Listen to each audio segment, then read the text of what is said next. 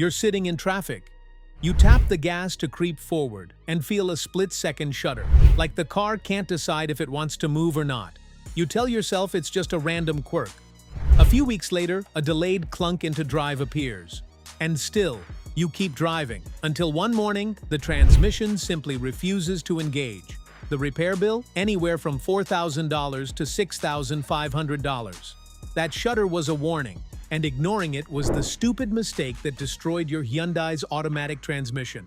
But here's the thing. That single mistake is only one of 10 everyday habits silently shaving years off the life of your gearbox. The good news is, every single one of them is correctable right now, without a mechanic, without a scan tool, and without spending a fortune. Hi, I'm Dean. I've spent more than a decade under the hoods of these cars, and I've seen the same transmission failures week after week, all caused by the same handful of owner errors. Today, I'm going to walk you through the 8 most common mistakes that destroy Hyundai automatic transmissions, from the 6-speed A6LF2 to the 8-speed wet DCT, and exactly how to avoid them. Stick around, because the costliest one is something you're probably doing every single morning. Mistake number 1. Believing the lifetime fluid might. Let's cut through the marketing speak. When Hyundai says your transmission fluid is quote-unquote filled for life, they mean the life of the warranty, not the life of the car. Inside your transmission, automatic fluid is a hydraulic oil, coolant, and detergent all in one. Over 50,000 to 70,000 miles, that fluid shears down from heat and friction. Its viscosity drops, its anti-wear additives deplete, and it loads up with fine metallic and clutch material particles. By 90,000 miles, what's in that pan is essentially a thinner, gritty slurry. Running that degraded fluid is like pumping sandpaper through the valve body solenoids and torque converter lockup clutch. The real-world toll isn't subtle, trust me. On a 2019 Santa Fe 2.4 with the A6LF2 6-speed, neglected fluid by 85,000 miles often causes the lockup clutch to shudder under light throttle between 35 and 45 miles per hour. Left alone, that shudder hammers the converter lining until it fails completely, sending debris through the entire hydraulic system. What started as a $230 fluid exchange snowballs into a $5,000 remanufactured unit. Here's my advice to you. If your Hyundai has a conventional automatic, have the fluid drained and filled every 40,000 to 50,000 miles if you do any stop-and-go driving, towing, or live in a hot climate. If it's a dual clutch or IVT, stick to 50,000 miles. Use only the exact fluid specification. Hyundai SP4, SPH4, or DSG grade for the wet 8-speed DCT, and never a universal potion from a bulk drum. A drain and fill typically costs between $150 and $250 at an independent shop, a fraction of a transmission replacement. Think of it as an oil change for the most expensive component. After the engine, of course, skip it, and the transmission's countdown clock starts ticking. Now, you might be meticulous about fluid changes, but there's another error that can destroy the transmission even with fresh fluid, one that happens in less than 5 seconds with the engine running, and that comes next. Mistake number 2. Shifting before you're fully stopped. You're backing out of a parking space. The car is still rolling backward at 2 or 3 miles an hour, and your hand already slaps the shifter into drive. Or you're pulling into a driveway, rolling forward, and you throw it into reverse to reposition. That little habit feels harmless, but inside the transmission, the parking pole, clutch packs, and planetary gear sets are designed to engage at a dead stop. When you shift direction while the wheels are still turning, the entire torque reversal is absorbed by the clutches and gear set instead of the brakes. That's not some design feature or you pulling off a Fast and Furious. Honestly, it's just you abusing your transmission. Hyundai's electronic shift-by-wire systems in newer models do have a slight delay to prevent catastrophic engagement at speed, but the mechanical internals still experience a harsh momentary bind. On older cable-shifted transmissions like the A6MF1 in the 2015 to 2019 Sonata, the impact is direct. Over time, this habit accelerates clutch pack wear, elongates shift accumulator springs, and can round off the teeth on the reverse idler gear. The first symptom is a clunk that gets louder over months, followed by a metallic whir in reverse. The cost to fix that? Well, you're looking at a transmission rebuild averaging $3,800. You've got to make this your hard rule. Your Hyundai must be completely stationary, speedometer reading 0, before moving the shifter between reverse and drive or vice versa. Come to a full stop, then shift. That 1-second pause can add tens of thousands of miles to your transmission's life. Now, I know I said fluid is absolutely great for your transmission, but not all fluids are. Not all are compatible, even if the bottle says otherwise. That brings us to mistake number 3, using the wrong transmission. Fluid. Your Hyundai's factory fill is engineered to precise friction coefficients and hydraulic flow rates. Walk into any auto parts store and you'll see shelves of multi-vehicle ATF that claim to cover Hyundai SP3, SP4, and a dozen other specs. Pour that into your 2021 Tucson's A8 LF18 speed, and you've just introduced a fluid with the wrong additive package, the wrong friction modifiers, and the wrong viscosity index. The immediate result is often torque converter shudder at highway speeds, shift flare on the 3 to 4 upshift, or delayed garage engagements. I've personally diagnosed a 2020 Palisade whose owner used a universal ATF during a fluid service. The 8-speed began slipping the 2 to 3 shift within 3,000 miles. A fluid flush and refill with genuine Hyundai SPH4 brought it back to perfect operation. But the customer was $380 lighter for the correction. And believe me, that was still good news. Some units don't recover that easily. The wrong fluid can swell or harden internal seals, causing permanent pressure loss.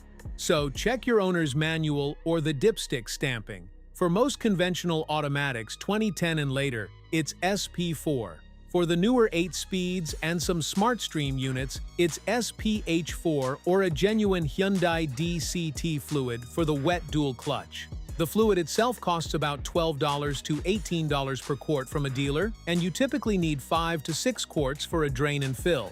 That's a $75 to $100 material cost versus a contaminated transmission and 4 figures. Never take a shop's word for it unless they show you the actual Hyundai labeled bottle. Insist on it. Up next is one of the cheapest parts in your engine bay that can trigger a cascade of catastrophic failure. Mistake number 4. Ignoring a failing transmission range. Switch. On top of your transmission sits a small black component called the inhibitor switch or range switch. It tells the ECU and TCU which gear you've selected and controls the start safety interlock. When this $45 to $80 part gets intermittent from moisture or wear, you'll notice the gear indicator on the dash flickering, the car refusing to start unless you jiggle the shifter, or, most critically, the transmission computer misreading the selector position while driving.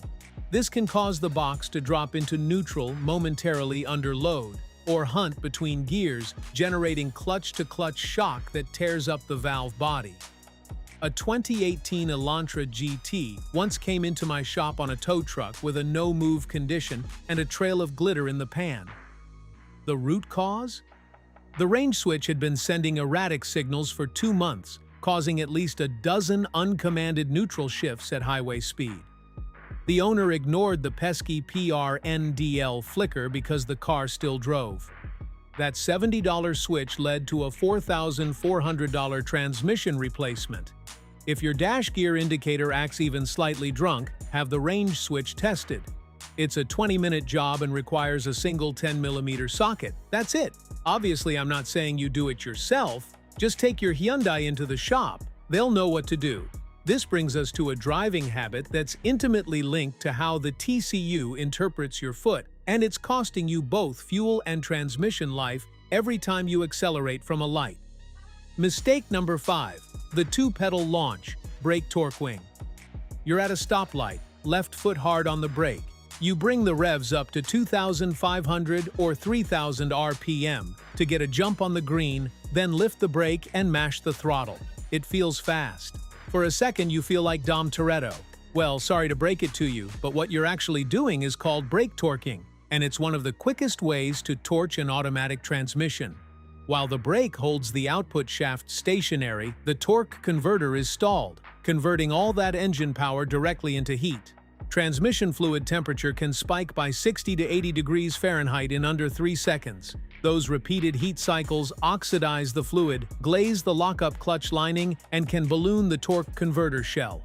Hyundai's tuning in cars like the Sonata 2.0T and Kona N-Line already manages turbo spool aggressively, so there's zero performance need for a brake torque on the street.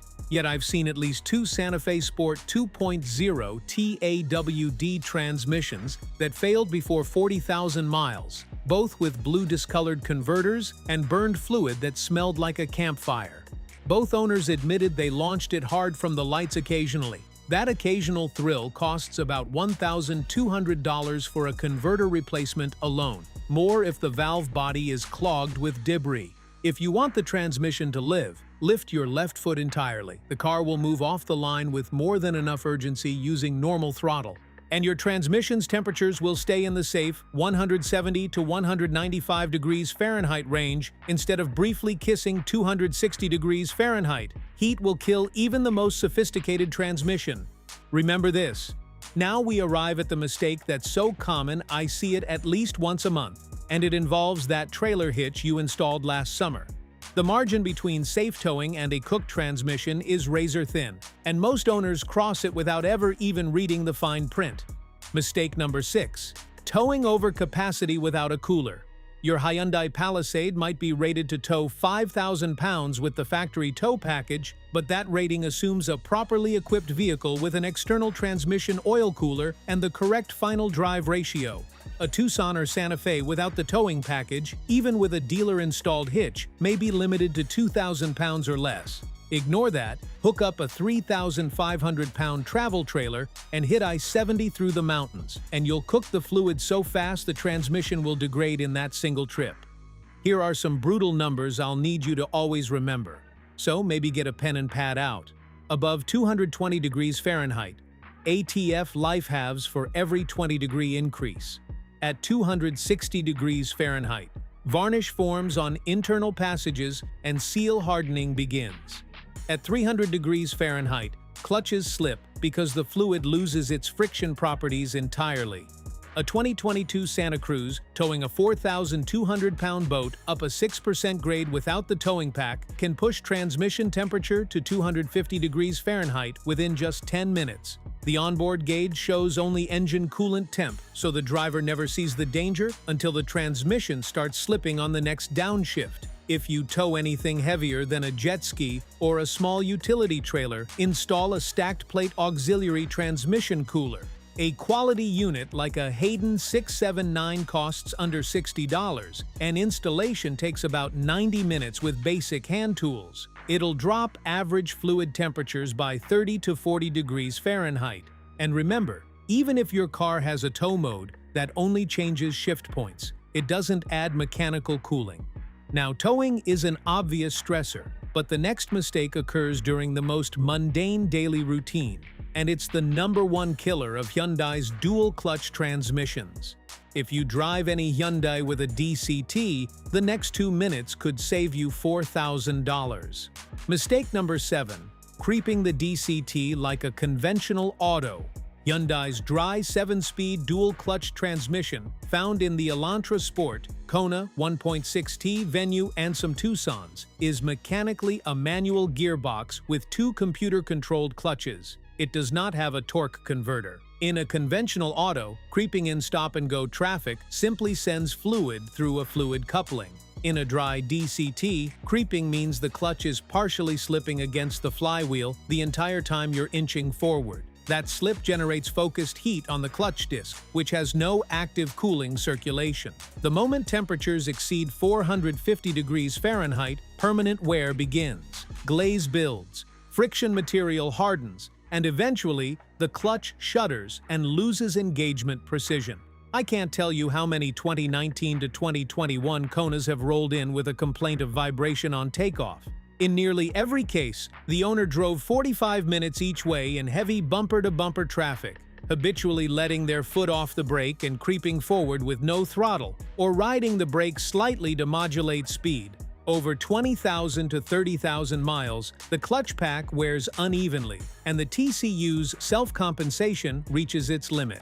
A clutch replacement job at the dealer runs from $1,800 to $3,000 depending on coverage, and it's rarely covered under warranty if the wear is deemed normal. The fix is behavioral. In stop-and-go traffic, give the car in front plenty of space, then let off the brake completely and allow the car to engage the clutch at idle with a definite throttle input, even if it's just 10% pedal, rather than feathering the brake to hold a slow crawl. When traffic stops, come to a complete halt and hold the brake firmly. Don't let the car roll forward at 1 mile per hour with the clutch dragging. Think of it like a manual. You wouldn't ride the clutch pedal in a stick shift for 20 minutes. Your DCT needs the same respect. This one mindset shift can double the life of your clutch. That brings us to the 8th and final mistake. It's not a fluid, not a part, and not a driving habit. It's a diagnostic error that costs Hyundai owners more money than any mechanical failure. To close it all out. Mistake number 8. Misdiagnosing a mount as a transmission failure. When a transmission mount or engine mount collapses, the drivetrain moves inside the engine bay by an extra quarter inch or more. That movement manifests as a palpable clunk when shifting from park to reverse, a thud during 2-to-1 downshifts, and sometimes a vibration that comes and goes with load, symptoms that perfectly mimic internal transmission damage. Too many shops and owners leap straight to broken transmission, only to discover after a multi-thousand-dollar replacement that the clunk remains. The factory mounts on many Hyundais, particularly the rear torque mount on the 2.0T Sonata, the lower dog bone mount on the Elantra, and the transmission mount on the Santa Fe, use fluid-filled or soft rubber bushings that tear gradually. One time, on a 2016 Santa Fe with 90,000 miles, a torn transmission mount caused a slam so hard you'd swear the subframe was loose. The replacement mount cost $55 for an OEM part and took 45 minutes to swap with a floor jack and a 14mm socket. The owner had already gotten a $5,200 quote for a new transmission from a chain shop. And I'll be honest, this isn't a rare story either. This has happened to a handful of my customers. To make sure this isn't the case, pop the hood, have a trusted assistant put the car in drive and reverse while holding the brake firmly. Emergency brake on, of course. Now watch the engine's movement. If it lifts more than an inch, a mount is gone. Address the mounts before you ever pay for a transmission diagnostic.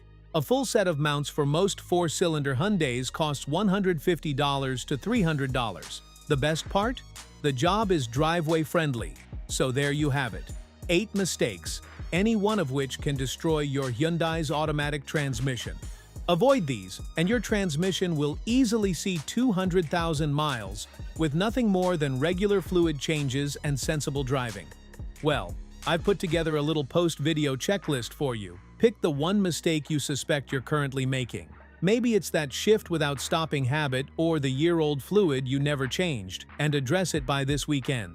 If you drive a DCT, go practice the no-creep technique on your next commute. Drop a comment with your Hyundai's model, year, current mileage, and which mistake you're going to fix first. I read every single one, and your experience might become the basis for a future deep dive. Now go give your Hyundai the care it deserves, and I'll see you under the hood.